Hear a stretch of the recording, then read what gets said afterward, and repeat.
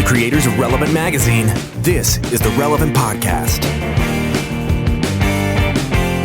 I've reached the stage where I want to explain myself in a spotlight in my mind.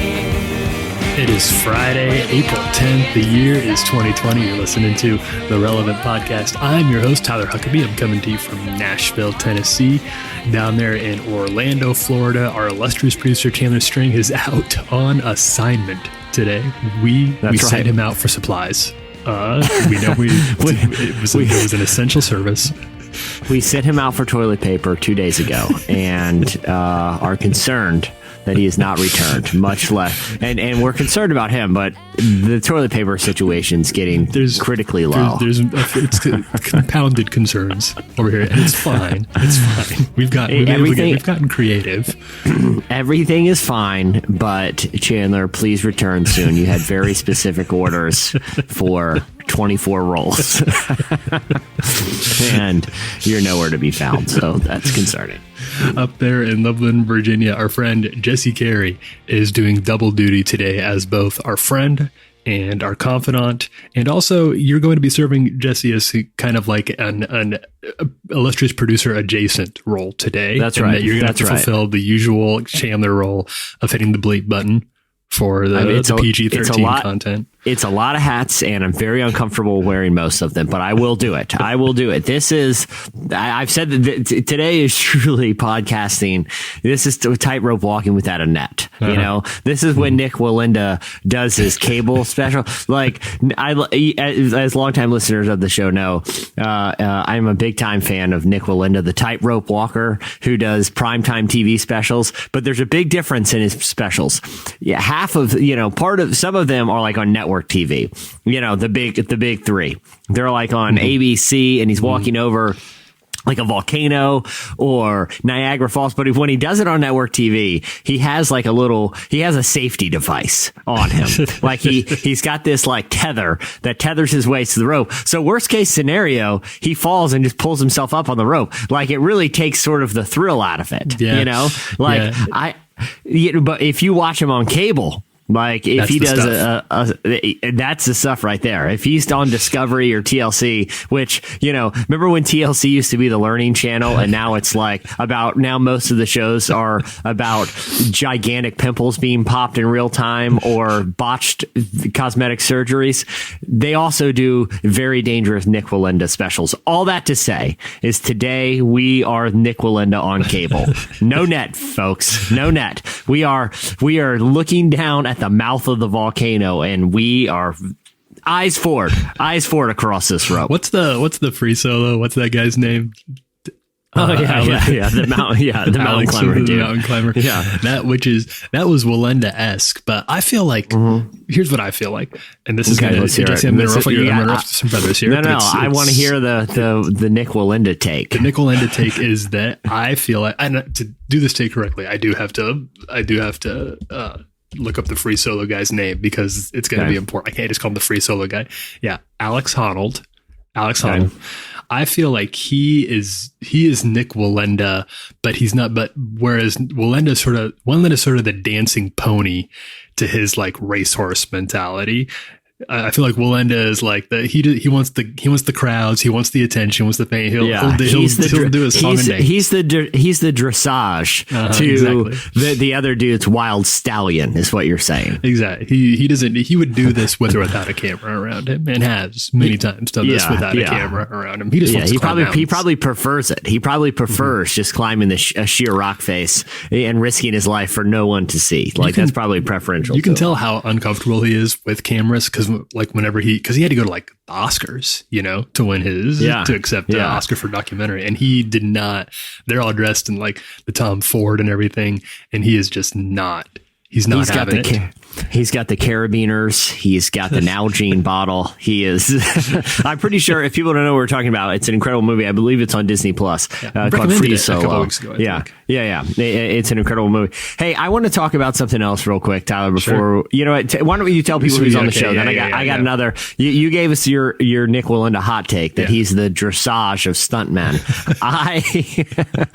I have another take that's equally as sizzling hot about something else, but I'll let you introduce the show first. Well, if you make it through our hot takes, which is going to be no mean feat because they're coming fast and they're going to cause a lot of people to just turn off the podcast in outrage. If you can survive all that, we are going to have a conversation that was really excellent with our friend Ashlee Eiland. She's a leader, pastor, writer, and Bible teacher who says she exists to join God in his redemptive work here on earth. She has a new book that came out this week. It's called Humankind. I had always have a great conversation with Ashlee. She actually was on just a couple of months ago for the entire podcast with us. She was a surrogate host for an episode. She's a very, very dear person, and I love talking about humankind to her. So that is going to be a great conversation when you get to hear that. But before you get to that, you have to make it through the gauntlet of hot takes. And Jesse, lay it on me. Here's my hot take. And this one, and by the way, Ashlee Eiland was also on an episode of Called recently. Our church leadership podcast did a great job. People need to check that out too. Oh, yeah, she did a great job. Yeah, we should start like put her on staff or something like that. Basically. All right. So Tyler, this, in this business, we try not to do what they call punching down, right? Like, it's if you have criticism, even if it's fair criticism about a subject, you don't want to use your platform to call out stuff by people who, even though they may know better, aren't public figures. And never ask. Yeah, that's what we're about here. Exactly. You want truth to power, not just like some random person that said something down on Twitter and is going to get their life ruined because of it. Exactly. You know what I mean? Like that's not what I'm doing here. And I know we've held a lot of truth to this one source of power, but sometimes sometimes this target just turns into comedy. He just does. And I can't help it. I can't help but have a take here. Okay. I have a feeling I know who you're talking about here, who we're coming for. Okay. All right, Tyler, we did not discuss this. No. I did not text you this morning and say, hey dude, give me a few minutes on the top of the show to do my hot take. Who do you think it is, Tyler? By that introduction. Can you give me 3 guesses? Cause I have one big one. Okay. So let's start with who's your big one? Is it the President of the United States? No. Okay. No, that is, yeah, well, and to be honest, that's a whole separate show. We could just do a show about holding truth to that power. Okay. So strike one. Okay. Is it our friend over there at Liberty University, Jerry Falwell Jr.? Who was your third guest, just out of curiosity? I thought maybe, although we've held a lot, we've said some harsh things in the past about Franklin Graham. Samaritan's Purse. But he, in all fairness to him, credit where it's due, the past couple of weeks, Samaritan's Purse has been very helpful with the situation in New York City and the pandemic. It's done some amazing work. And listen, as much as we have called out Franklin Graham for things he said, especially as he's come more aligned with the current White House administration, like you said, Tyler, credit where it's credited to. Samaritan Purse still does some really great work. It's one of the most powerful charitable organizations the world has ever seen, and has saved thousands of lives. And full disclosure here, Samaritan's Purse, the humanitarian arm of the ministry that Franklin Graham runs, was a longtime advertiser with Relevant. When we started objectively, criticizing, some of the things Franklin Graham has said that were, in our view, not in alignment with Christian values, Samaritan's Purse ended their advertising relationship with us. So full disclosure there, but we can still be objective here, Tyler. We can still say, despite all of that, the work that they've done to help the victims of the coronavirus pandemic, and particularly healthcare workers and people that are really in danger. That is admirable, and it deserves, just as we've thrown some objective criticism at someone like Franklin Graham, I think we can give some objective praise there. And so, but the reason I bring this up with Jerry Falwell Jr. is not just to pile on but it's funny. Okay. This show, we like to laugh a little, and I don't know if other people find this funny, but okay. And plus I think Jerry Falwell Jr. can handle it. This is the Twitter bio of the president of one of the largest Christian universities in the world. If not, this is depending on the numbers you're using. It could be. This is the Twitter bio. University president personal page. Okay, pretty standard boilerplate. Haters will be blocked. Okay, if you're a university president or an executive of any large institution, I don't suggest putting haters will be blocked. That doesn't seem like the type of institution that's comfortable with accountability. Haters will be blocked. And they're infamously hard on professors who speak out about what they see as things that could be improved at the school. Anyway, so Jerry Falwell, and he's disputed a lot of this. There's sort of a he said, she said with his policy leading up to the coronavirus pandemic. And even when stay-at-home orders had already been announced in large parts of the country, when a lot of college students were coming home from spring break, most colleges told their students not to come back to campus. And Jerry Falwell Jr. and the Liberty Administration, I'm going to be charitable here, Tyler. They released some mixed messages about what their campus policy was. And to the point where faculty members were writing op-eds, sometimes anonymously, saying, he's forcing us to come in and putting us in danger. Yeah, there are 1,000 students on campus. This is real danger. So it was a whole debacle. All right, it was just a debacle. Yeah, it was a mess because, Falwell would say something and then he'd walk it back. But there was about 1,000 students on campus. Faculty were showing up. It was a whole mess. Okay? It was kind of a microcosm of the U.S. response at large. It really was. That is a fantastic analogy there, Tyler. Mass confusion, mixed messages. A lot of people are just confused about what we're supposed to be doing here. You know what I mean? How dangerous is this thing? Anyway, so reporters, there were reporters from the New York Times. There were reporters from ProPublica, which is an investigative journalism institution, did some stories about what's going on campus. And part of those stories involved sending reporters and photographers to the campus to do what journalists do, which is to interview people who are either firsthand witnesses to something or are subjects to a news story, right? They want to, the job of a lot of journalists is to get primary sources. And so if you're going to need a primary source, you have to go where the primary sources are. In this case, the campus of Liberty University. Which is standard procedure. Exactly. Exactly. If you're doing a story about something happening on a college campus, and you're the New York Times, the practice is to go to the campus and talk to a student there. So the New York Times and ProPublica sent. Did you see this story, Tyler? This morning, I did see the broad strokes. Yes. Okay. Sent reporters there to report on this debacle, so over the last couple of weeks, stories have ran from ProPublica and the New York Times. Jerry Falwell Jr. Has retroactively worked with a local DA or worked with local officials, and he secured arrest warrants for several of the reporters that came onto campus for reporting this story. Okay, like I said, retroactively.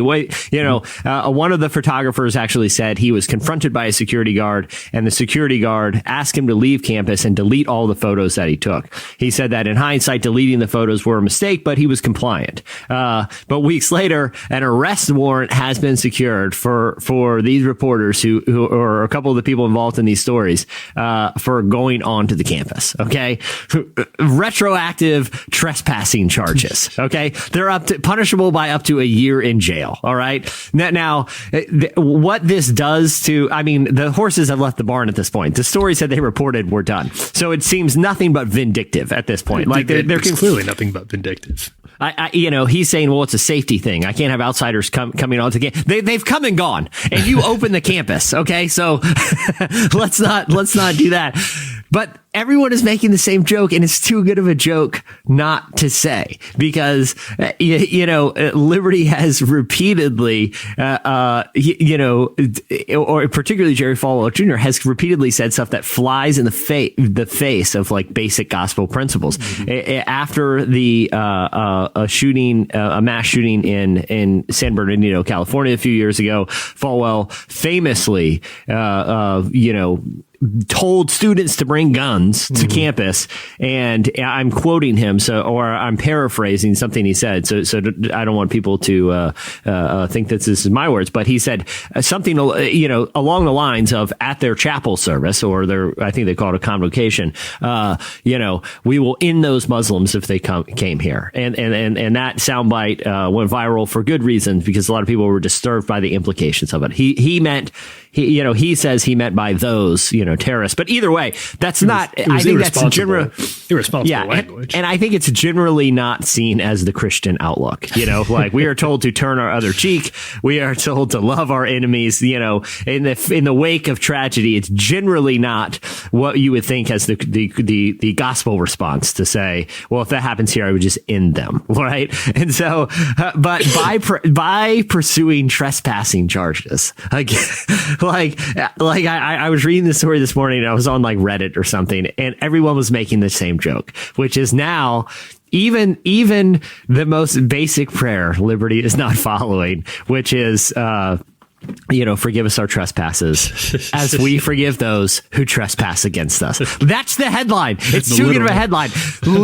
Liberty chooses not to forgive those who have trespassed against them. Like, it's literally, they've been pursuing trespassing charge. It's too good. It's too good. It's parody what's happening right now.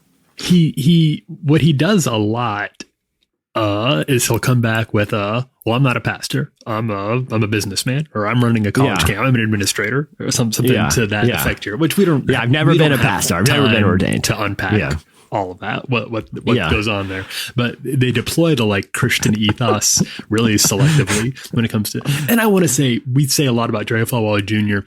When it comes to, I've had great experiences with Liberty faculty and students. Karen Swallow Pryor has been on that. Karen Swallow Pryor, who we love a lot, and students who I've interacted with Liberty, I have always been extremely impressed with and enjoyed a lot. I live in Virginia. I live about 4 hours away from Lynchburg, where Liberty is located. I've gone to basketball camps there growing up. Like, I've never had, again, I know I had people that I went to high school with that went to Liberty. Everyone that I know went to Liberty is awesome. Like, I have had nothing. And I think the students, I think the faculty, are in large part awesome people. I've never heard one person that hired a Liberty student and didn't have great things to say about them. Yes. Like, I think that school produces incredible students, not, because of its leader, but despite of its leader. But Tyler, again, kind of a microcosm of the U.S. in so many ways. But the excuse of, I'm not a pastor, so I can. Yeah. Hey, guess what, dude? I'm not a pastor either, but I'm not out here advocating shooting people. You know what I mean? Like, most Christians aren't pastors, dude, but we still follow a book that says we're part of the priesthood of believers. You know what I mean? You can't just do something or do or say something terrible and be like, it's not that big a deal because I'm not a pastor. It's like, well, yeah, I didn't think so, but still, man. And like, people gave those reporters comments. Like, they sat down and talked to him. You can say I don't want to talk to a reporter, and they'll leave you alone. They're not hiding a microphone under your pillow. Yeah. Hey, two words that work better than block haters. It's no comment. It's very easy and a lot less rude, but well, anyway, I don't know how hot of a take that is, but I agree with it. Yeah. I mean, it's not hot. It's just the joke about, the perfect headline about liberty choosing not to forgive those who trespass against them. As always, the invitation to join us here on the podcast is a standing wide open. We can talk about whatever, and you know what? I would honestly let him talk about whatever he wants, and I wouldn't want to interrupt because I know what happens to haters. He hasn't blocked. He blocks a lot of people, but and I am a hater, and he hasn't blocked me. I keep thinking it's coming. The other thing too is like sometimes I don't viciously but it's not very Christian, a little hypocritical here. Can I be honest? I think he kind of likes it. This is me being armchair psychologist here. Trolling, getting a rise out of folks. I think he likes trolling to a degree. I mean, he'll call people like dummies and stuff. Like he called the parent of a couple students dummy when they are on Twitter for he has no problem lobbing straight up juvenile insults at people. It's not just like this and civil discourse. I mean, he will literally just choose to insult critics. But the other thing too is like we Tyler, we posted something not that long ago on the site and found 3 different incidences of either him or the Falkirk Institute, which is his conservative think tank with Charlie Falk, tweeting out quotes that were misattributed to people or just straight up made up, like just fabricated.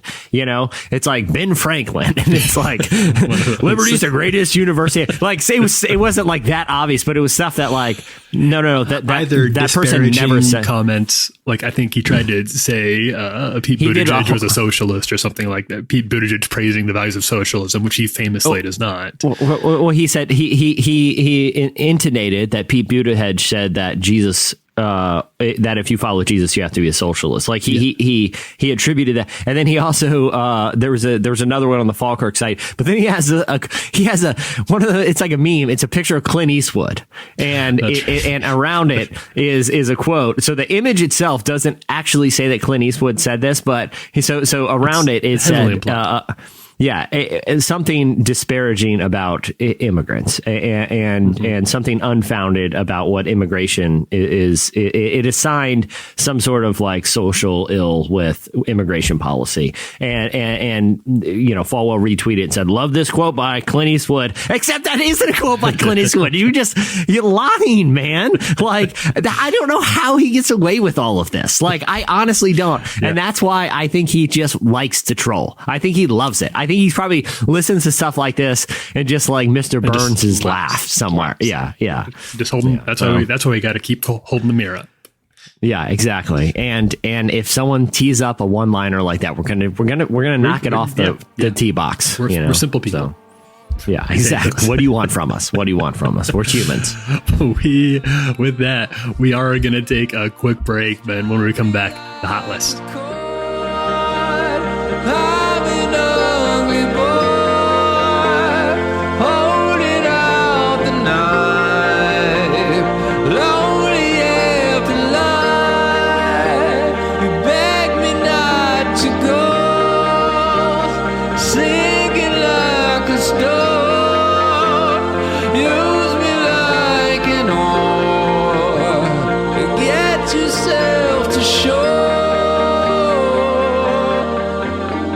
You're listening to At the Door. It's the new one from The Strokes. At the beginning of the podcast, you heard Cicada from Long Neck.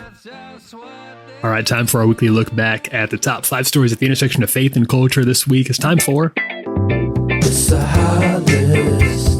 The hot list. It's sizzling. All right, number 5 this week. I love this story. Did you see this story, Jesse?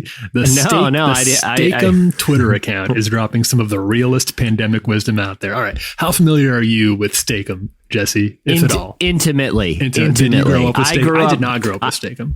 Oh, I grew up in a big time Steakum house. I mean, Steakum's a minimum 3 times a month, minimum. Really? I like Steakums were a staple in my home. I'm sort of a Johnny come lately to say, and I've still never had one. Okay, so let me explain it. There are thin pieces of odd meat. I mean, according to Steak-umm, I mean, they're implying that it's steak, but they're thin sheets of steak that you can basically just like cook in a pan and put on a sandwich and have for a Philly, essentially, I assume for a Philly cheesesteak type situation. for like a Philly, yeah, like a Philly cheesesteak, like a roast beef type of situation. You know, Okay. I would eat Steak-umms regularly growing up. You know, so good on you, Steak-umm. All right, so Steak-umm. Hey, I'll say this: they're a premier cheap meat brand. Gotcha. So, premier cheap meat brand, Steak-umm Twitter account is dropping some of the realest pandemic wisdom out there. All right. So lots of brands are out there vying for your social media attention with the dank memes and relatable jokes and the dunks in an attempt to win your money by convincing you that they're just like you and they're not a corporate entity. And some are more successful than others, like Wendy's obviously has gotten a lot of attention for being like a hip Twitter brand. Roast master. Yeah. Exactly. But it's important to remember that these brands are not your friends and their tweets are just there to sell you stuff. Full stop. But the Steak-umm's Twitter account feels like, if not an exception, then at least a more nuanced version of it. Steak-umm, a thin sliced frozen steak brand, mostly Philly cheesesteaks that's existed since the 60s, has found new life via a Twitter account that sure seems to be run by one anonymous person who's allowed to do pretty much whatever they want. And I've, since writing this, found out that it's run by a gentleman by the name of Nathan Albach. Is in charge of the Steak-umm's Twitter account. So I have a question about Nathan, and you might not know the answer to this. Is he like a random Steak-umm's employee, or did Steak-umm's, which I can't, I'm sure they're like under a bit large parent, food brand, like, or did Steak-umm was like, hey man, we need to go out and hire a social media person. Like, I don't know what came first. I don't know who or is this guy who works? He works in the Steak-umm's factory, and they're like, hey Nathan, we're going to get you to run the Twitter account. Okay. So take an extra 15 at lunch and get some tweets out there. I'm curious about Nathan's job here. I'm going to read the thread that Nathan tweeted via the official Steak-umm Twitter account, the blue check account in full. Okay. So it's not super long. It's a little bit of, it's like we got 6 tweets here. All right. Yeah. So this is via Steak-umm, the frozen steak company. This is an unprecedented moment in modern history, full of difficult decisions for everyone, from politicians to businesses to workers in every field. Every decision has consequences. None of it's fair or ideal. All we can do is fight for the best possible outcomes together. Not everyone has the chance to stay home and social distance in this crisis. Millions of working class people are still keeping food stores stocked, warehouses shipping, and other necessary institutions operational. Be thankful for those who wish they could be home safe right now. If your basic needs are met and you're working from home, you have more access to information to keep you and your loved ones safe. Let this grant you patience with those less fortunate who may not have the same access to understand the scope and severity of this crisis. We need solidarity in order to come through this more united than divided. The pandemic is politicized, as every major crisis is. So the question is this: how can we react to that politicization in a way that slows tribalism and inspires understanding? What small steps can we take? One step we can all take is becoming more sensitive to rhetoric. How we refer to each other is foundational. We can still point out lies, misinformation, and the like, but with the intent of helping bridge the gap between people rather than demonizing or otherizing them. It's best to focus on small ways we can make an impact. Can you spread credible information to those in need? Can you spare groceries for your neighbor? Can you check in with someone who's struggling with isolation? Can you organize social pressure for positive change? We can offer entertainment and relationship. Some people are so glued to their devices right now that any mention of what's happening is instant dread. They need distractions, jokes, drama, food. Some people aren't tuned in enough, and they need help finding credible resources. No one is perfect. It's impossible to keep up with the latest facts, relevant news, and still be a loving, available person with the job. Mistakes will be made, and that's okay. That's why we need humility and understanding to admit our uncertainties while still speaking truth and love. Our future is hinging on the decisions of today, whether it's policy being passed or a phone call to a loved one or a tweet on twitter.com. Our actions matter. And as toxic as online discourse can be, we have to fight for better relationships, information, and legislation. There's never going to be a utopian world where differences disappear. Life is politics and politics is fighting, but we can work toward a more mutual understanding so the fights are more against systemic problems rather than our neighbors. Be good to each other. It's always in you. End tweet, end thread. That's that is just one of like 5 Twitter threads. That was more informative and comforting and provided greater context for this crisis than any of those afternoon press conferences I've seen from the White House in a long time. Like, honestly, like, you had like, there's been officials up there, like Fauci's great when he takes the mic, but then you have like a White House person or like a Jared Kushner come here, like, I don't even know what's happening. I have no idea. I have no idea if they're going to give My Pillow guy, if they're going to let him go up there. And look, I've never slept on one of his pillows. They could be great pillows. I hear good things. But I am not. But I don't know why. I don't know why the MyPillow.com guy is at the mic during, giving America advice on the pandemic. I don't know why. But if he can get a spot, why not have, and now the Steakums guy. The Steakums social media. He just walks out in the Rose Garden wearing like a Steakums shirt tucked into khakis. And he's like, listen, America, my fellow Americans, I come to you from the Steakums headquarters saying I have a message that America needs. Why not? Why not get Steakums guy out there, man? Like, I seriously see no good reasons that if the MyPillow guy can get up in the Rose Garden at the White House and tell us and give us his take, why we can't get Steakums Nate to be out there. It feels like Steakum has sort of the blue collar appeal. Steakums is like it's a working class food. This isn't the California roll. And look, I mean, at this point, the November elections have shaken out to 2 candidates that are pretty polarizing. And there's a lot of people who, I mean, I'm not making a comment here. I'm just saying, I think if you read any political analysis, there are a lot of people who aren't crazy about either Joe Biden or Donald Trump. Why not have Steakums Nate as a dark horse in this race? Yeah, is it too late to throw your right in the Steakums guy? He's Steakums guy. I can't remember his name, but he works at Steakum. I know he works at Steakum. Okay, so we know that. Gonna write that in. I trust you. Steakums guy. They know. They'll figure it out. They know how to just slide in his DMs. Hey, Steakums guy, love your tweet. By the way, you were just elected president of the United States. We're gonna need your last name. All right. Number 4 this week, John Krasinski virtually reunited the original Hamilton cast to surprise a 9-year-old fan.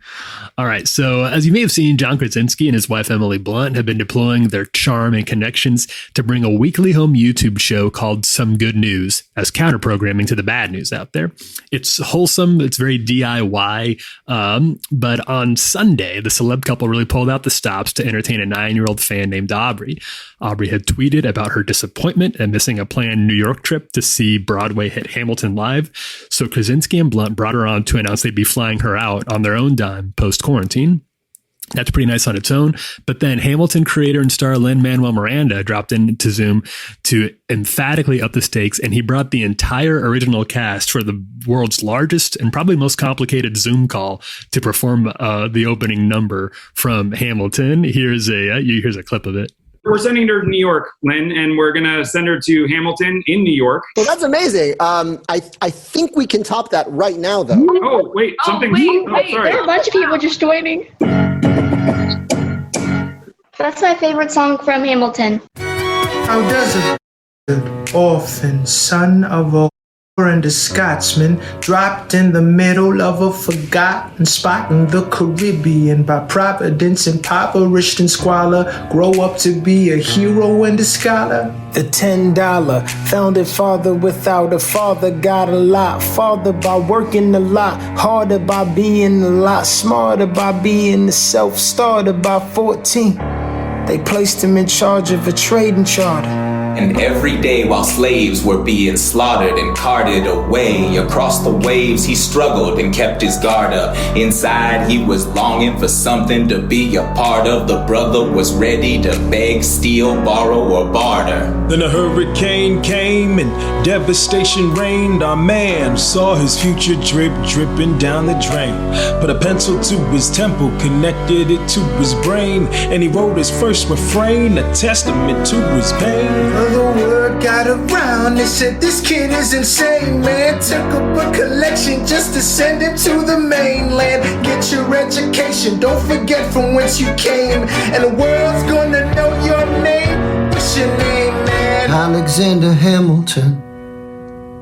My name is Alexander Hamilton, and there's a million things I haven't done. But just you wait, just you wait. When he was 10, his father split full of... Everyone in there is very charming. You know, Krasinski. It's a winsome bunch of wholesome energy. Yeah. I'll tell you, man. Zoom is this is we're living in its world. This is Zoom's world now. You know, I had done a handful of Zoom calls leading up to this. It's life in Zoom now. Our lives are lived in Zoom right now. And I mean, even our pop culture, it's all Zoom. It's Zoom's world now, Did you man. see tomorrow Saturday Night Live is doing a Zoom episode? No, I did not see that. Yeah, they just Who's announced hosting? late last night. Who's hosting? We don't know much. That's about as much as they may not know themselves right now. I get the impression this came together very quickly, but they are going to be hosting an SNL from Home episode, and the picture they released was just the entire cast, all from their Zoom Zoom windows. And I don't know if we have a host. I don't know if there's going to be a musical guest. I feel like the opportunity for this to go awry is pretty high.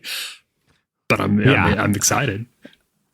I can already see. I already have a suggestion if they don't have a host, and I'm pretty sure he's available. Like, just imagine this in the voiceover. And Kate McKenna, Colin Jost, and tonight's host, the Steakums guy. Now, live from New York, the Steakums guy, and he just comes out. You know, and he just does his thing, man, and he just zooms it to America, and everyone feels better because Steakums guy. I would feel. You know? I think this would be an opportunity. Also, don't you think? Because you hear about Zoom bombing, like people who you can hack into, and it feels like I guess you just punch in a random number, I guess. And see what it feels like. This would be an opportunity. If ever you wanted somebody was going to get Zoom bombed, this could be your chance for some enterprising, even slightly tech-savvy young comedian to really get on SNL. You don't have to even storm the stage. Like, you don't have to run into Rockefeller Center. You can just jump in the call, and maybe if they like you, who knows? Yeah, I mean, Lauren stranger things happen. Yeah, exactly. Bring your A game if you do it. Yeah, America's watching. Number 3 this week. Bibles are seeing a little coronavirus bump in sales right now. The Christian Post reports that while pandemic season self-isolation guidelines have taken a toll on the U.S. economy, one industry is in the middle of a small boom. Tyndale House Publishers saw a 44% increase in sales in their Life Application Study Bible and a 60% bump in their popular Immerse Bible over the same month last year. Tyndale's also seeing online engagement with its social media posts explode. Engagement of the company's Bibleverse memes tripling over last March and up 72% from the previous month. Jim Jewell, an exec, told the Post, "It's not surprising that people turn to the comfort and clarity of the Bible in times of trouble and uncertainty." Likewise, Alabaster Company. Remember Alabaster? They do those really artfully designed, kind of kinfolky type. They're awesome. They're really cool. They reported a 143% boost in sales over last year. Co-founder Brian Chung told Fox News, quote, "People are looking for hope and restoration. Even amidst suffering and financial hardship, we've continued to see people engage with Alabaster by utilizing our free resources and purchasing Bibles as encouraging gifts for loved ones. We believe people are buying Bibles because there's a longing to connect with God, find meaning, and experience peace." Well, that's kind of, you don't want to look for positive news at the expense of obviously all the very sad news going around, the very real, substantive, sad news. But I'm glad these guys are seeing a boost in sales, and I hope this is meaningful for people. I do too. Obviously people are looking for wisdom. They're looking for insight. They're looking for things to comfort them and give them some sort of spiritual refuge during this time. And I think that's why this story is so encouraging. And by this story, I mean, people turning to Steakum and seeing what they can do. I kid. No, it's awesome. I do think, I think a lot of people are, looking for answers, and obviously we're big advocates of the Bible here. And I think it's great that people are engaging with the Bible more right now, I do too. And I do wonder, and this could just show the cultural bubble I was raised in, but who out there is like, I should really give that Bible a shot. Like, who at this point is like, did they not have one, or do they not know that that it's readily available? Probably the most available book of all time. That you can find the entirety of it on the internet easily. Yeah. I remember in my house growing up, I never had less than like 6 Bibles in the household. Probably, using like prop open windows. They were they're just everywhere. Yeah, but hey, I think, dude, again, but I think it also says something about the people that are buying these Bibles are probably people who haven't been exposed to a lot of scripture before. True. So that's even more encouraging. Yeah. There's untold numbers of people who have Bibles sitting around that just haven't engaged with them in a while, that have decided to dust them back off just like because of this. Blow the dust off the cover and crack it open. Yeah, there's some good stuff in there, in my opinion. Yeah. Contrary to popular opinion. So. Yeah, I have one that has great commentary that I really like. Steakums released it last year, and the Steakums application Life Bible, and study Bible, and it's like that teen study Bible from the 90s. It looks just like that. It's black with like purple, cool pink, purple fluorescent flare on it. But man, I mean, that Steakums guy, he goes into the Hebrew, the Greek. I mean, I get to the core of it. It's supernatural. His understanding. It's like unbelievable. It's unbelievable. Yeah, I can't believe it. Number 2 this week.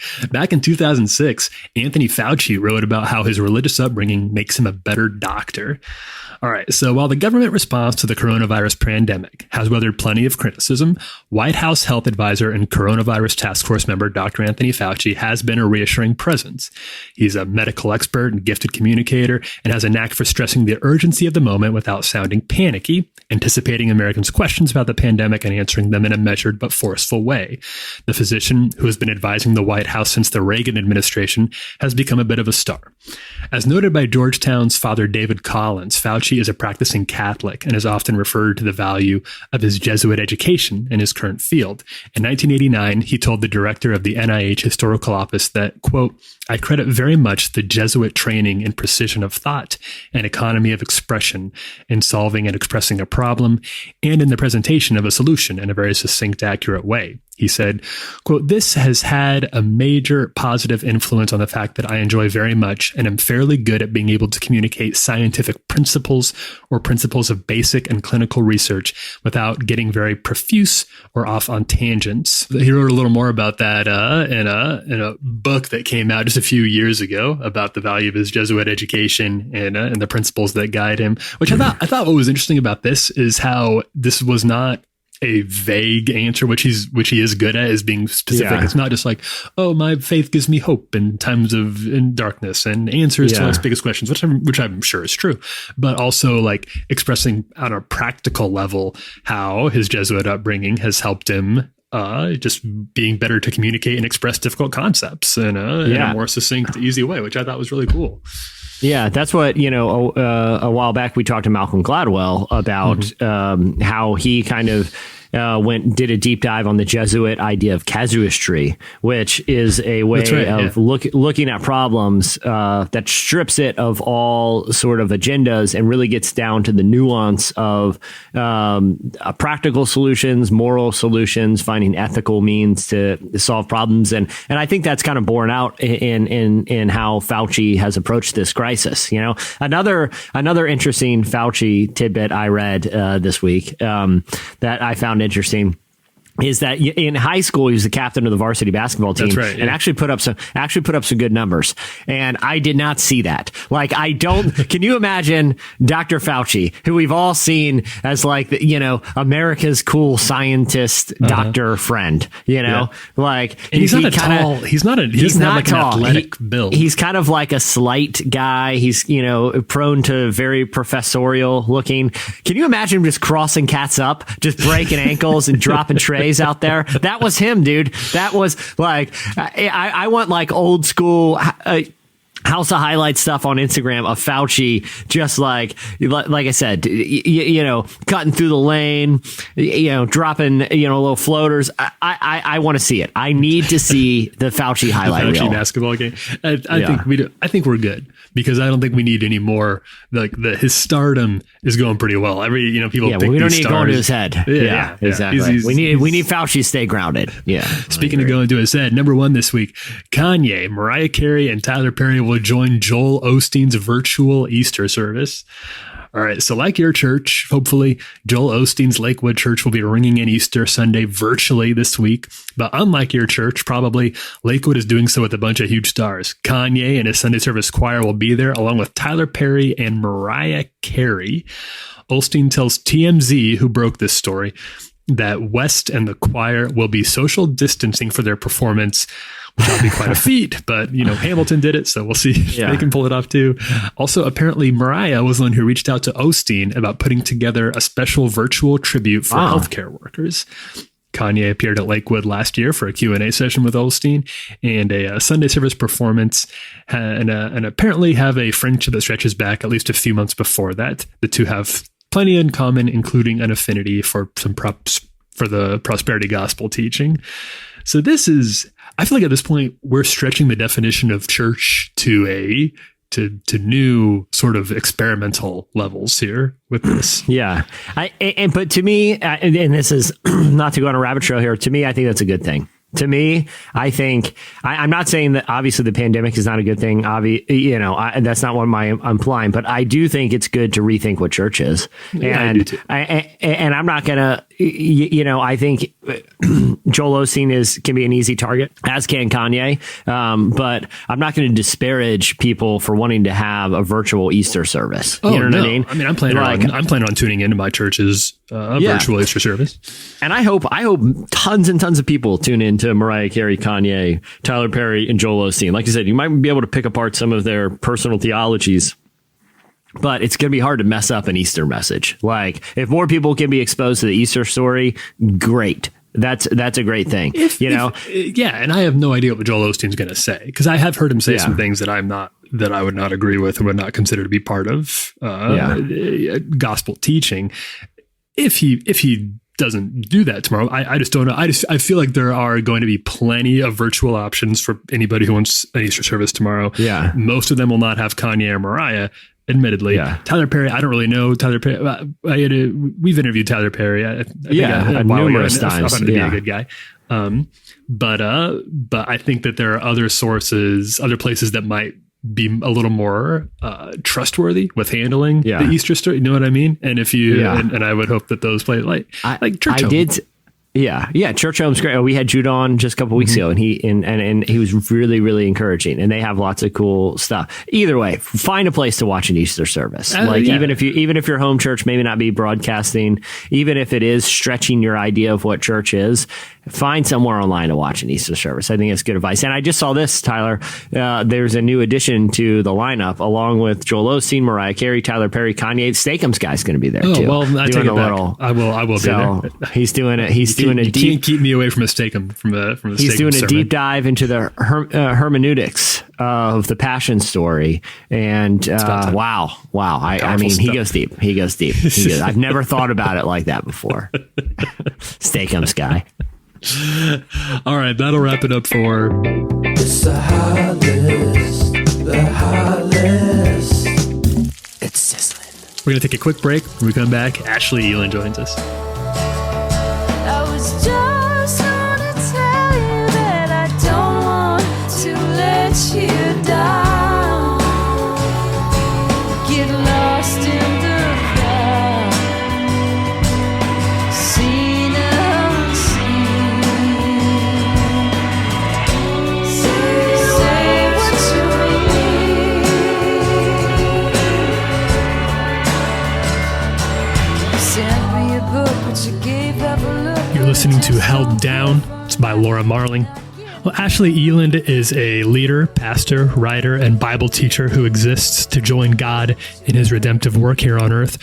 Her work has one purpose: to help humanity build bridges back to the truth of who God is and between one another in redemptive healing relationship. Her passion for scripture, family, writing, elevating women in the church, and the holy journey of adoption are core to who she is. Ashlee serves as the formation and preaching pastor at Mars Hill Bible Church in Grand Rapids. She and her husband Delwyn have 3 kids, Brooklyn, Miles, and Journey. I've always enjoyed my conversations with Ashlee. This was no exception. Been very excited for this book for a long time.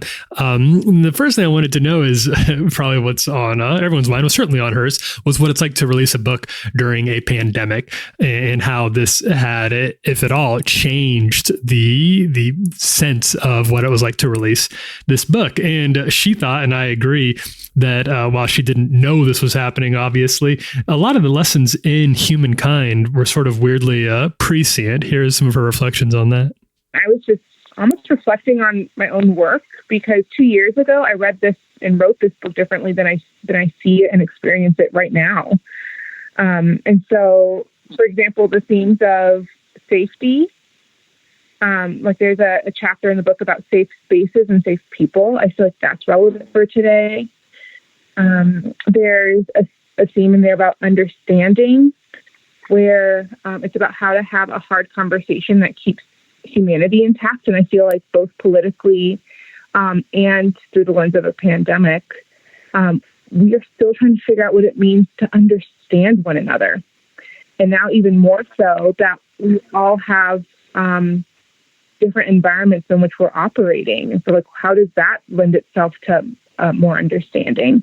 Then there's a chapter about risk and what it looks like to draw closer in proximity. But for now, when physical proximity isn't possible, what does it look like to take relational risks for the sake of building healthy and constructive human relationships? Like, that's a huge question right now too. So I think on one hand, this is like the worst time to release a book. And on the other hand, I am in awe of God's providence and his timing to say, no, this actually provides more space for people to take a deeper dive than maybe they would have if there were more different, if there were different distractions. Ashlee she's a studier. She loves to read. She loves the word. She has a lot of things that she could be writing about. She was interested in kindness, particularly right now at a time when there is a distinct lack of kindness, especially in the public sphere. So I was curious about not only why she decided to write a book about kindness with humankind, but also about the framing. What did she want to say about being kind? And I thought her answer was very interesting. I think at that point I was really tapping into the narrative overall arc of scripture and saying, you know what, I think there's something here that is pointing us back to each other's stories again. And if it's true that, some of us have to go first if we're going to invite others to become more open with our stories, then I think I need to go first in a way. And so I did very reluctantly. I feel like I've had a really sustained vulnerability hangover. It's been like a year-long vulnerability hangover. And now even more so, I feel a level of low-grade anxiety knowing that, my story's just kind of out there. Some parts of it. But to say, okay, I really want to write about kindness, and I really want to weave it through the structure of story. Because that's how I want people to talk about it. I don't want people to cite facts and figures and percentages and data. I want people to open up their lives, and I want people to be curious about other people's lives, and I want people to re-engage present witness with one another in this landscape. I think one thing that gets in the way of us being kind sometimes is our conviction that we're right and that what we're saying is important. And it's easy to sacrifice things like kindness when you're trying to say something that you think really matters and needs to be said. So I wanted to know how she balances in her own life being kind with telling the truth about things that matter. And I think her answer was very, very wise. I think part of what we're experiencing is a lot of people becoming more clear and vocal in their conviction of what, but not really paying as much attention to and giving as much thought to the how. And so I think this project is kind of getting at the how a little bit more than the what, of saying, yeah, I'm less interested in the what you believe. I am more interested in the how we approach that belief, and how we keep intact core convictions that perhaps I hope we can all agree upon, and that's especially if you profess Christ, that it is true that each person is made in the image and likeness of God. Full stop. Okay, so now where do we go from there? I think we've lost some of the big rocks of the core convictions of our humanity, and we've become so focused on the myopic pieces of conviction that we've lost sight for the larger unifying threads of who we are before God. That was Ashlee. Humankind is out now. Moments ago, distant across the chasm, you think you know where it's at. The longing is stronger than that. All that's left is the longing. You felt invincible. You're listening to The Longing by Dream Syndicate. What I'm longing for, frankly, is for Chandler to come back. Yeah, I know. I thought you were going to say you're longing for a Steakum, but I'm longing for a Steakum and for Chandler, too. I'm not longing for Steakums. Can I say this, Tyler? If you do want to start experimenting with Steakums, I would suggest checking on your toilet paper supply first. Okay, that's good. You don't want to. You don't want to be with. And that's a problem. I'm sorry. I go to Steakum more for the spiritual sustenance than the physical substance. Yeah, exactly. Because it can really wreak havoc on your insides if you didn't grow up on it and you don't have the Steakum antibodies. Then I would proceed with caution. With caution. All right, time for another round of Jesse and I's new segment, Quarantine Rex segment, where we tell you what we've been watching and enjoying while we've been locked down, the media that we've been going through. Jesse, this was your idea this week, and we're veering into your lane a little bit, and I'm in unfamiliar waters, but I'm going to do my best here. You suggested Sports Rex. What are those? That's right. Since we can't watch sports. That's the thing. I really miss sports right now. I spend a tremendous amount of time watching sports. I've said this before. It was recently opening day for baseball, basketball season. The NBA season would be heating up. We would just have crowned the new NCAA college basketball champion.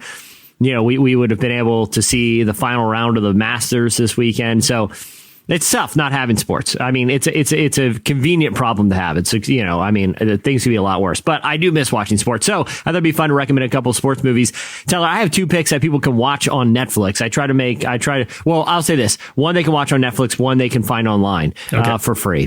The first one is a high school football documentary called Undefeated. And it actually was nominated for an Academy Award when it was released. It's a few years old. And the story is honestly like it has a lot of tropes that you see in sports movies, but the thing is, it's true. And it's about a kind of underfunded high school. I believe it's in Memphis, and their football program that is really struggling. But it has a kind of a hard-nosed coach that is also a local business person who pretty much is just doing the high school football coach thing because he loves football. And he really gets invested in these kids' lives. And it's a film about not just underfunded public schools, which is sort of an undertone of the movie, and kind of seeking justice for these kids that live in, some areas that are more economically struggling than others. But it's also a film about the power of bringing people together under a united cause. And this cause happens to be, let's try to win some football games together. It's a really beautiful movie. Even if you're not into football, the kids in this movie, like I said, it's a documentary, are awesome and inspiring. and I definitely recommend people check it out. It's called Undefeated. It's on Netflix. Cool. The other one you can watch on pbs.org. I just checked it. I just double checked this morning. It's up for free. I believe it's in its entirety. And that's saying something because it is hours and hours and hours and hours and hours long. It is Ken Burns' multi-part docu-series about the history of baseball. It's Ken Burns Baseball. And I will say this, Tyler, have you ever watched Ken Burns? Have you ever done a full Ken Burns? Yeah. I mean, he does like 10-hour documentaries. You know? But I wouldn't say flyby. It's not like that. But they're episodic. But it's time well spent. Yeah, his film about the history of baseball, that, like I said, is episodic and starts hundreds of years ago and goes up until almost contemporary times, is a meditative watch. Anything you watch with Ken Burns, the music is soft, the editing is slow. You know, the interviews are thoughtful. It's a great thing to put on TV and kind of just calm down and kind of have a little time of reflection about a part of history that even if you're not into baseball, it's interesting just for the social and historical implications. So Ken Burns Baseball, you can watch it for free on PBS. I wanted to recommend, and like I said, this is we're a little outside of my lane here, but this is a movie I do. There's a lot of sports movies that I do really like. I think the drama of sports lends themselves really well to movies. And one that came out on Netflix just last year that kind of flew under the radar, despite having a pretty high pedigree. It was directed by Steven Soderbergh, who's obviously a very accomplished filmmaker, really great filmmaker. High Flying Bird follows a little more of kind of the behind the scenes of professional sports agents, and some of how the sausage is made. And it was shot entirely on an iPhone, which Soderbergh is doing now. He likes shooting things on iPhones entirely. You really can't tell. And it's just a cracking story. I enjoy more the behind the scenes of how people are made and the business structure behind it. And it both kind of informs and exposes some uncomfortable realities of the sports industry, but it's not an uncomfortable movie. It's very entertaining and very super entertaining. Engaging, and it ends up being a really fun story that prompted, at least for me, a lot of thoughts about what is this industry and how does it work and the way that it's become a foundational, I would say, part of American life right now. All the more interesting because it's one we don't have at the moment. It's one we're going without for the time being. And I don't know what they're doing over on ESPN right now, just sitting around. Well, they're playing a lot. They're actually playing a lot of like iconic old games, which is kind of cool, actually. You know, watching games that you saw maybe when you were a kid or only heard about, ESPN is just playing them in their entirety, which has been kind of cool here. But yeah, I agree. Anything Steven Soderbergh does is worth watching, including High Flying Birds, especially if you miss college basketball in the NBA right now. Definitely want to check that one out. It's a great movie. Yeah. And I think with that, Chandler's not back, but we're just gonna have to. We'll We'll figure something else out. Well, hey, I do want to thank Ashlee for joining us. Humankind is out now. It's a great read, and it's one of those books. She didn't plan on it coming out during a pandemic, but the message has become even more probably poignant and relevant now. So it's worth checking out and following her as well. Also, make sure you subscribe to Relevant Daily, to where we bring you the top 3 stories every single day in a section of faith and culture. You can subscribe to that on our Apple Podcast page. And with that, we'll wrap it up. I'm Tyler Huckabee. I'm Jesse Carey. For Chandler Strang. Have a great, safe weekend, everyone. Have a happy Easter, and we will see you on Monday. I've reached the stage where I want to explain myself in a spotlight in my mind, where the audience is silent and Thank you for listening to the Relevant Podcast. If you like what you heard, be sure to leave us a review on iTunes. Check out other shows from the Relevant Podcast Network in the podcast section at relevantmagazine.com. And while you're there, browse exclusive podcast merchandise at our online store. Make sure to subscribe to Relevant Magazine. Info is available at relevantmagazine.com/subscribe. Connected imagery and troubled symmetry. I want to write about every color I've seen, but when I write becomes self-deprecating. And tonight's host, the Steakums Guy. Relevant Podcast Network.